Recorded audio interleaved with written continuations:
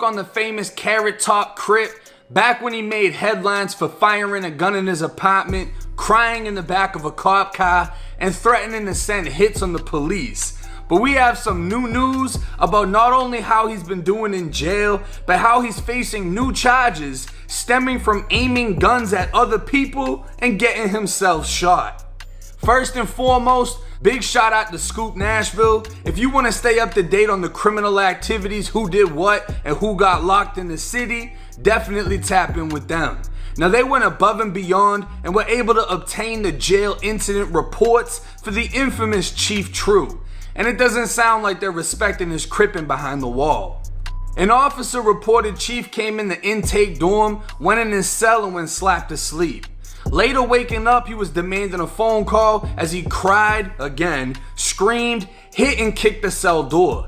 The officer explained he missed the phone time, but she gave him a tablet to make a call, and he was crying so much he didn't understand what the fuck she was talking about. He called her a stupid bitch, saying he needs to speak with his lawyer, and kept going off, calling her a fat fucking bitch, broke ass bitch, ugly ass bitch, even saying she fucks the inmates. He kept kicking the door, she called backup, and they put leg restraints on him, then moving him to a medical cell. As a nurse was checking his restraints, Chief started saying he's going to kill himself, even attempting to hit his head on the wall. He was placed on suicide watch in a safety room where he turned it up a notch on staff after they told his suicidal ass to strip naked, saying fuck you boy, N-word, pussy ass police. He was then placed in a restraint chair in a cell, and just to clarify, according to the incident report, there was a hard EI at the end of the N-word, and it doesn't sound very Rolling 60s Crip to me.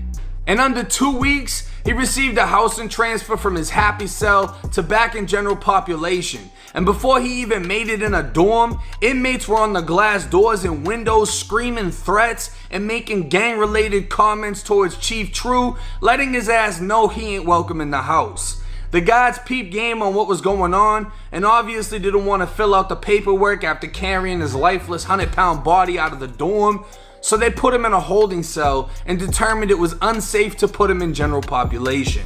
So just 19 days in, he's cried multiple times, gone psych, and is officially protective custody cripping his way through jail. But that isn't all. He was just hit with new charges on top of the offenses that brought him to jail, and apparently he has a federal hold for the AI-styled pistol he was arrested for shooting. Chief True is charged in connection to 2 attempted robberies, including one where he was shot by the man he tried to rob. An arrest warrant states 20-year-old Callan Williams pulled a gun on a man who was performing maintenance on a car at Cherry Creek Apartments on Crystal Spring Lane the night of November 16, 2020. When Williams pointed the gun at the man's chest, the police report alleges the victim grabbed for the gun and was shot in the thigh, leading Williams to flee. A few minutes later, police said Williams showed up at Highlands at the Lake Apartments on Arbor Lake Boulevard and pointed a pistol at a man.